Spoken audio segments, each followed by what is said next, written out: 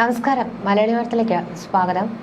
സാലിഗ്രാമത്തിലെ lodge മുറിയിൽ യുവതിയെ ദാരുണമായി കൊല്ലപ്പെട്ട സംഭവത്തിൽ ഭയങ്കരമായിട്ടുള്ള അവ്യക്തതകളൊക്കെ തുടരുകയാണ്. ഈ പെൺകുട്ടി എങ്ങനെയാണ് കൊല്ലപ്പെട്ടത് എന്നത് സംബന്ധിച്ചുള്ള അവ്യക്തതയാണ് തുടരുന്നത്. കാരണം സ്ഫോടക വസ്തു വായിൽ വെച്ച് പൊട്ടിച്ചോ അല്ലെങ്കിൽ വൈദ്യുതാഘാതം ഏൽപ്പിച്ചോ ആണ് പ്രതി യുവതി കൊലപ്പെടുത്തിയതെന്നാണ് കർണാടക പോലീസിന്റെ പ്രാഥമിക നിഗമനം. മുഖമാകെ വികൃതമായിട്ടുള്ള നിലയിലാണ് ഞായറാഴ്ചയോടെ യുവതിയുടെ മൃതദേഹം ലോഡ്ജ് മുറിയിൽ കണ്ടെത്തിയിട്ടുള്ളത്. കണ്ണൂർ ഇരിക്കൂറിലാണ് മോഷണം നടന്ന വീട്ടിൽ നിന്ന് കാണാതായ ഹുൻസൂർ സ്വദേശിനി ദർശിതയെ മൈസൂരിന് സമീപം സാലി ഗ്രാമത്തിലെ ലോഡ്ജിൽ വെച്ച് കൊല്ലപ്പെട്ട നിലയിൽ കണ്ടെത്തിയത്. സംഭവത്തിൽ ദർശിതയുടെ ആൺ സുഹൃത്തായ സിദ്ധരാജുവിനെ പോലീസ് അറസ്റ്റ് ചെയ്തിരുന്നു. ഇരിക്കൂർ കല്യാട്ട് KC സുമതയുടെ മകൻ സുഭാഷിന്റെ ഭാര്യയാണ് ഈ ദർശിത. വെള്ളിയാഴ്ചയാണ് സുമതയുടെ വീട്ടിൽ നിന്ന് 30 പവനും 5 ലക്ഷം രൂപയും മോഷണം പോയത്. അന്നേ ദിവസം 2 വയസ്സുള്ള മകളെയും കുട്ടി ദർശിത കർണാടകയിലെ സ്വന്തം വീട്ടിലേക്ക് പോയിരുന്നു. തുടർന്ന് ഈ മോഷണ കേസുമായി ബന്ധപ്പെട്ട് പോലീസ് ഇവരെ ബന്ധപ്പെടുവാൻ ശ്രമിച്ചുവെങ്കിലും കൃത്യമായ മറുപടിയൊന്നും ലഭിച്ചിരുന്നില്ല. ഇതിനിടെയാണ് ഇത്തരത്തിൽ കുഞ്ഞിനെ സ്വന്തം വീട്ടിലാക്കി ദർശിത ആൺ സുഹൃത്തായ സിദ്ധരാജുവിനൊപ്പം സാലിഗ്രാമത്തിലേക്ക് പോയത്. പിന്നാലെ ദർശിതയെ ലോഡ്ജ് മുറിയിൽ കൊല്ലപ്പെട്ട നിലയിൽ കണ്ടെത്തുകയായിരുന്നു. ദർശിതയും സിദ്ധരാജുവും തമ്മിൽ കഴിഞ്ഞ 7 വർഷമായി അടുപ്പത്തിലാണെന്നാണ് കർണാടക പോലീസ് പറയുന്നത്. ദർശിതയുടെ വിവാഹശേഷവും ഇവരുടെ ബന്ധം തുടർന്നു. പെരിയപട്ടണ സ്വദേശിയായ സിദ്ധരാജു സ്വന്തമായി ഹാർഡ്വെയർ ഷോപ്പ് നടത്തുന്നയാളാണ്. വെള്ളിയാഴ്ച ഹുൻസൂരിലെത്തിയ ദർശിതയെ ക്ഷേത്ര ദർശനത്തിന് പറഞ്ഞാണ് സിദ്ധരാജു സാലിഗ്രാമത്തിലേക്ക് കൊണ്ടുപോയതെന്നാണ് വിവരം.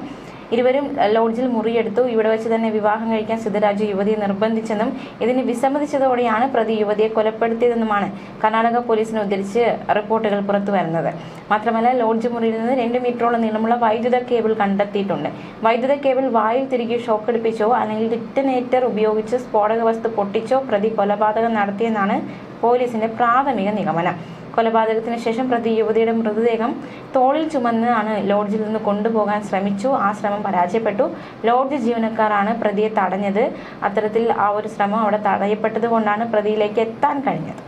ഈ ശനിയാഴ്ച ഉച്ചയ്ക്ക് 2 മണിയോടെയാണ് ഇത്തരത്തിൽ ദർശിതയും സിദ്ധരാജു മുറിയെടുത്തത്. ഇവർ ദമ്പതികൾ എന്ന് പറഞ്ഞുകൊണ്ടാണ് ഇത്തരത്തിൽ ലോഡ്ജിലേക്ക് മുറിയെടുത്തതെന്നാണ് മാനേജർ പറയുന്നത്. കൂടെയുള്ളത് ഭാര്യയാണ് എന്നാണ് സിദ്ധരാജു പറഞ്ഞത്. പിന്നീട് ഈ സിദ്ധരാജു ഭക്ഷണം വാങ്ങുവാനായിട്ട് പുറത്തു പോകുന്നു. ഒരു അരമണിക്കൂറിന് ശേഷമാണ് ഇയാൾ കവറുമായി തിരിച്ചെത്തിയത്. ഇതിന് പിന്നാലെയാണ് ഈ മുറി അകത്ത് നിന്ന് പൂട്ടിയിട്ടെന്ന് പറഞ്ഞുകൊണ്ട് സിദ്ധരാജു ഒച്ചയും ബഹളമൊക്കെ വെക്കുന്നത്. തുടർന്ന് ജീവനക്കാർ ബലം പ്രയോഗിച്ച് വാതിൽ തുറന്നപ്പോഴാണ് ഇത്തരത്തിൽ ചോരയിൽ കുളിച്ചു കിടക്കുന്ന നിലയിൽ ഈ യുവതിയുടെ മൃതദേഹം ണ്ടെന്നുമാണ് ലോഡ്ജ് മാനേജർ പറഞ്ഞത്. മുറിയിൽ നിന്ന് സ്ഫോടന ശബ്ദമൊന്നും കേട്ടിരുന്നില്ല. തുടർന്ന് ഈ മുറിക്കുള്ളിൽ വെടിമരുന്നിന്റെ അംശമൊന്നും കണ്ടില്ലെന്നും ഈ ലോഡ്ജ് മാനേജർ വ്യക്തമാക്കുന്നുണ്ട്. അപ്പോഴാണ് നമുക്കൊരു സംശയം ഇതിനകത്ത് ഉയർന്നത്. എങ്ങനെയായിരിക്കാം ഇത്തരത്തിൽ ഈ ചാർജർ കണക്ട് ചെയ്തുകൊണ്ട് ഒരു പൊട്ടിത്തെറി എന്ന രീതിക്ക് ഇത് ക്രിയേറ്റ് ചെയ്യാൻ ശ്രമിക്കുകയായിരുന്നു. പക്ഷെ ഇത്തരത്തിൽ വെടിമരുന്നിന്റെ അംശമൊന്നും കണ്ടില്ലെന്നാണ് ഈ മാനേജർ പറയുന്നത്. അതുമാത്രമല്ല, ഈ സ്ഫോടനത്തിന്റെ ശബ്ദമൊന്നും കേട്ടിരുന്നില്ല എന്ന് പറയുന്നുണ്ട്. അതുമാത്രമല്ല, ഉള്ളിൽ നിന്ന് ഈ കതക് കുറ്റിയിട്ട നിലയിലാണ് കണ്ടെത്തിയത്. അപ്പോൾ പിന്നെ ആരായിരിക്കാം ഇത്തരത്തിൽ ആ മുറിക്കുള്ളിൽ ഉണ്ടായിരുന്നത്, അല്ലെങ്കിൽ എന്തായിരിക്കും അവിടെ സംഭവിച്ചെന്നുള്ളൊരു സംശയം നമുക്ക് സ്വാഭാവികമായും തോന്നും. ഇതിനിടെ തന്നെ ഈ കല്യാട്ടെ വീട്ടിൽ നിന്ന് സ്വർണ്ണവും പണവും മോഷ്ടിച്ചത് ദർശിത തന്നെയാണെന്നുള്ള നിഗമനത്തിലേക്കാണ് എത്തിയത്. കാരണം സിദ്ധരാജുവിൽ നിന്ന് കഴിഞ്ഞ ദിവസം 2 ലക്ഷം രൂപ പോലീസ് കണ്ടെടുത്തിരുന്നു. ഇത് ദർശിത തന്നതെന്നാണ് ഇയാളുടെ മൊഴി. അങ്ങനെയാണെങ്കിൽ ബാക്കി പണവും സ്വർണ്ണവും മറ്റും കണ്ടെത്തേണ്ടതുണ്ട്. പക്ഷേ ഇയാളുടെ വീട്ടിലേക്ക് എത്തുമ്പോൾ ആ ദർശിതയുടെ കൈവശമുണ്ടായിരുന്ന ബാഗ് ഇയാളുടെ കയ്യിലായിരുന്നു.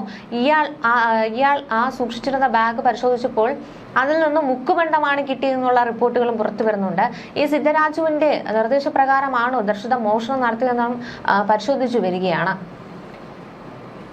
ഈ സംഭവത്തിൽ അടിമുടി ദുരൂഹതയാണ്. കാരണം ഒരു ദർശിത കൊല്ലപ്പെട്ടതോടെ ഒരു എന്തെങ്കിലും പറയാൻ പറ്റുന്നത് ദർശിതയ്ക്കാണ്. കാരണം ഈ വീട്ടിൽ മോഷണം നടക്കുന്നതിന് തൊട്ട് മുന്നേ അവസാനമായിട്ടുണ്ടായിരുന്നത് ദർശിതയാണ്. അപ്പോൾ ദർശിതയ്ക്ക് എന്തെങ്കിലും പറയാൻ സാധിക്കുള്ളൂ. പക്ഷെ ദർശിത ഇന്ന് ജീവനോടെ ഇല്ല. അതുകൊണ്ട് തന്നെ ഒരു ചുരുളഴിയാതെ ആ മോഷണം ആരെങ്കിലും വന്നെടുത്തിട്ട് പോയതാണോ അതോ ദർശിത തന്നെയാണോ എടുത്തത്? ചോദ്യം ബാക്കിയാവുകയാണ്. ഒരു ചുരുളഴിയേണ്ടതായിട്ടുണ്ട്. ഒരുപാട് നിഗൂഢതകൾ ഒളിഞ്ഞിരിപ്പുണ്ട്. അപ്പോൾ ഈ സംഭവത്തിൽ ചുങ്കസ്ഥാനത്തെ 5-ാം പുരയിൽ KC സുമതയുടെ വീട്ടിലാണ് കവർച്ച നടന്നത്. നമുക്കറിയാം, നേരത്തെ പറഞ്ഞതുപോലെ തന്നെ. അപ്പോൾ ഈ ധനഞ്ജയ ബാബുവിൻ്റെ നേതൃത്വത്തിലുള്ള DYSP അദ്ദേഹത്തിൻ്റെ നേതൃത്വത്തിലുള്ള അന്വേഷണ സംഘം മകളുമായി കർണാടകയിൽ അവരുടെ വീട്ടിലേക്ക് പോയി ദർശിതയെ ബന്ധപ്പെട്ടിരുന്നു. വീട്ടിൽ കവർച്ച നടന്നിട്ടുണ്ട്, ഉടൻ തിരിച്ചു വരണമെന്ന ആവശ്യം മുന്നോട്ട് വെച്ചു. പക്ഷെ താനിപ്പോൾ തന്നെ മടങ്ങുകയാണെന്ന് പറഞ്ഞ് ദർശിതയുടെ ഫോൺ ലൊക്കേഷൻ ഇപ്പം തന്നെ ഞാൻ അങ്ങോട്ട് വരാമെന്ന് ദർശിത പറയുന്നുണ്ട് അന്വേഷണ സംഘത്തോട്. അങ്ങനെ ദർശിതയുടെ ലൊക്കേഷൻ നോക്കുമ്പോഴാണ് ഈ ലൊക്കേഷൻ മാറുന്നത് അന്വേഷണ സംഘത്തിന് മനസ്സിലായത്. പിന്നീട് നോക്കിയപ്പോൾ ഹുൻസൂർ ഭാഗത്തേക്ക് സഞ്ചരിക്കുകയാണെന്ന് വ്യക്തമായി. പിറ്റേ ദിവസം ഇരിക്കൂർ ഇൻസ്പെക്ടറുടെ ചുമതല വഹിക്കുന്ന കരിക്കോട്ടക്കരി ഇൻസ്പെക്ടർ KJ ബിനോയും സംഘവും ഹുൻസൂറിലേക്ക് പുറപ്പെടുന്ന സാഹചര്യമുണ്ടായി. ഹുൻസൂറിൽ നിന്ന് ഏകദേശം 60 കിലോമീറ്റർ അകലെ പോലീസ് സംഘം എത്തുമ്പോഴേക്കും ഈ ഒരു കൊലപാതകം നടന്നു കഴിഞ്ഞിരുന്നു. അപ്പോൾ കർണാടക പോലീസിന്റെ കസ്റ്റഡിയിലായിരുന്ന പ്രതി സിദ്ധരാജുവിനെ ചോദ്യം ചെയ്തു. ഇയാളെ ചോദ്യം ചെയ്തതിലൂടെയാണ് ആദ്യമൊക്കെ ഇയാൾ വഴിതെറ്റിക്കാൻ ശ്രമിച്ചു, താനല്ല ആരോട് ചെയ്തതെന്ന രീതിയിലൊക്കെയാണ്. പക്ഷെ പിന്നീട് ഇയാളെല്ലാം സമ്മതിക്കുകയായിരുന്നു. ദർശിത 2 ലക്ഷം രൂപ തന്നിരുന്നു എന്ന് ഇയാൾ പറഞ്ഞു. എന്നാൽ ഈ പണം കല്യാട്ടെ വീട്ടിൽ നിന്ന് മോഷ്ടിച്ചതാണോ എന്നതിനെ പറ്റി വ്യക്തതയില്ല. സ്വാഭാവികമായിട്ടും മോഷ്ടിച്ചതായിരിക്കും, കാരണം ഇത്രയും ലക്ഷം രൂപ അവിടെ ദർശിതയ്ക്ക് എവിടെ നിന്ന് കിട്ടാനാണല്ലേ. അപ്പോൾ മോഷ്ടിച്ച പണമാണെങ്കിൽ ബാക്കി പണവും സ്വർണവും എന്തു ചെയ്തു, അതിനാണിപ്പോൾ ഉത്തരമില്ലാത്തത്. അപ്പോൾ ദുരൂഹതകൾ ഒരുപാട് മറഞ്ഞു കിടക്കുന്നു. ഒരു വ്യക്തതയൊക്കെ വരേണ്ടതായിട്ടുണ്ട്. അന്വേഷണ സംഘം കേസ് അന്വേഷിക്കുന്നുണ്ട്. വരും മണിക്കൂറുകളിലൊക്കെ ഒരു വ്യക്തത വരും. മറഞ്ഞു കിടക്കുന്ന ചോദ്യങ്ങൾക്കൊക്കെ ഉത്തരം കിട്ടും. ഈ ദർശിത മരിച്ച മുറിയിൽ നിന്ന് ലഭിച്ച ഏതാനും ആഭരണങ്ങളൊക്കെ മുക്കുപണ്ടമാണ്. അത് ദർശിത ഉപയോഗിച്ചതോ അല്ലെങ്കിൽ പോലീസിനെ തെറ്റിദ്ധരിപ്പിക്കാനായിട്ട് ഇത്തരത്തിൽ സിദ്ധരാജു തന്നെ അവിടെ ഇട്ടതാണോ എന്നുള്ളതൊക്കെ വ്യക്തതയില്ല. കാരണം നമ്മൾ പറഞ്ഞതുപോലെ തന്നെ 30 പവന്റെ സ്വർണ്ണമാണ് അവിടെ നിന്ന് കളവ് പോയത്. കൂടാതെ കുറച്ച് പണവും അതിന് പോയിട്ടുണ്ട്. അപ്പോൾ ഇത്തരത്തിൽ 2 ലക്ഷം രൂപ മാത്രമേ തനിക്ക് കിട്ടിയുള്ളൂ, മറ്റൊന്നും അറിയില്ല, മുക്കുപണ്ടമാണ് ബാഗിനുള്ളിൽ ഇരുന്നത് എന്നൊക്കെ പറയുമ്പോൾ വളരെയധികം സംശയം ജനിപ്പിക്കുകയാണ്. അത് ഇയാൾ കൃത്യമായി തന്നെ എല്ലാം മുൻകൂട്ടി കണ്ടുകൊണ്ട് ഇത്തരത്തിൽ മുക്കുപണ്ടം വാങ്ങിച്ച് അവിടെ സൂക്ഷിച്ചതാകാം. ഇത്തരത്തിൽ ആ പണം പങ്കിട്ടെടുക്കുന്നതിൽ ഒരു തർക്കത്തിലായിരിക്കും ഇത്തരത്തിൽ ഒരു കൊലപാതകം അവിടെ നടന്നത് തന്നെ. പക്ഷെ ഇപ്പോഴും ഈ ഒരു കൊലപാതകത്തിന് നടുക്കം മാറാതെ നിൽക്കുകയാണ് ആ നാട്. മോഷണത്തിന്റെ കൊലപാതക വാർത്തയുടെ ഒക്കെ ഞെട്ടലിനാണ് കല്യാട്ടെ നാട്ടുകാർ. ഈ മോഷണം നടത്തിയത് ആരെന്ന കാര്യത്തിൽ ഉത്തരം കിട്ടാനുണ്ട്. ദർശിത ക്രൂരമായി കൊല്ലപ്പെട്ടതിന്റെ കാരണത്തിലും ഒരു വ്യക്തതയും വന്നിട്ടില്ല. വിദേശത്തായിരുന്ന ഈ ദർശിതയുടെ ഭർത്താവ് സുഭാഷ് നാട്ടിലെത്തിയിട്ടുണ്ട്. കഴിഞ്ഞ ദിവസം ഈ അയൽവാസികളിൽ ചിലർ മരണവാർത്ത ഇറങ്ങിയ ദർശിതയുടെ കർണാടകയിലെ വീട്ടിലേക്കും പോയിരുന്നു. പക്ഷേ അവിടുത്തെ നാട്ടുകാർ മോശമായിട്ടാണ് പെരുമാറിയതെന്നാണ്, ഈ വീട്ടിൽ കയറ്റാതെ മർദ്ദിക്കുവാൻ ശ്രമിച്ചെന്നുമൊക്കെ പറയുന്നുണ്ട്. അതോടെ അവർ തിരിച്ച് മടങ്ങി വരേണ്ട ഒരു അവസ്ഥയൊക്കെ വന്നു. ഇപ്പോൾ 2 ദിവസത്തിന് ശേഷം കർണാടകയിൽ പോയി കുഞ്ഞിനെ തിരികെ കൊണ്ടുവരാൻ ശ്രമിക്കുമെന്നും ഈ ബന്ധുക്കളൊക്കെ പറയുന്നുണ്ട്. കർണാടക പോലീസിന്റെ അന്വേഷണം കാര്യക്ഷമമാക്കണമെന്നും ഇവർ ആവശ്യപ്പെടുന്നുണ്ട്. നമുക്കിനി മറ്റൊരു വാർത്തയിലേക്ക് പോകാം. ബ്ലോക്ക് ഓഫീസിലെ താൽക്കാലിക ജീവനക്കാരനെ ഓഫീസിൽ മരിച്ച നിലയിൽ കണ്ടെത്തി. കക്കട്ട് സ്വദേശി രാജനെയാണ് മരിച്ച നിലയിൽ കണ്ടെത്തിയത്. തൃണേരി ബ്ലോക്ക് പഞ്ചായത്ത് ഓഫീസിലെ പാർട്ട് ടൈം സ്വീപ്പറായിരുന്നു. രാവിലെ 8:30 മണിക്ക് ഓഫീസ് വൃത്തിയാക്കി സമീപത്തെ ക്ഷീരവികസന ഓഫീസിന്റെ മുകൾ ഭാഗം ശുചീകരിക്കാൻ കയറിയതായിരുന്നു.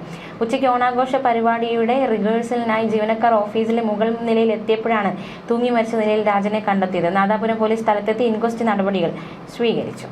ഇവിടെ ആര്യനാട് പഞ്ചായത്തിലെ കോട്ടയ്ക്കകം വാർഡ് അംഗം S ശ്രീജയെ ആത്മഹത്യ ചെയ്ത നിലയിൽ കണ്ടെത്തി. 48 വയസ്സായിരുന്നു. കോൺഗ്രസ് അംഗമാണ്.